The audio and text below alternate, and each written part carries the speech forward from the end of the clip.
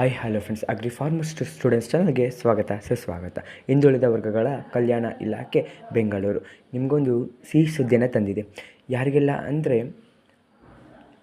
Metric ನಂತರದ ವಿದ್ಯಾರ್ಥಿ ವೇತನ, ಅಲೆಮಾರಿಗಳ ಜನಾಂಗದ ಮೆಟ್ರಿಕ್ ನಂತರದ ಅರ್ಹತೆ ವಿದ್ಯಾರ್ಥಿ ವೇತನ, ವಿದ್ಯಾಸಿರಿ, ಊಟ ಮತ್ತು ವಸತಿ ಸಹಾಯ ಮತ್ತು ಶುಲ್ಕ ಮರುಪಾವತಿ, ಇದಕ್ಕೆಲ್ಲ ಇಷ್ಟು ಸ್ಕಾಲರ್ಶಿಪ್ ವಿದ್ಯಾರ್ಥಿ ವೇತನಕ್ಕೂ ದಿನಾಂಕವನ್ನು 25/11/2025ವರೆಗೂ ಎಕ್ಸ್ಟೆಂಡ್ ಮಾಡಿದ್ದಾರೆ, ಮುಂದೂಡಿದ್ದಾರೆ.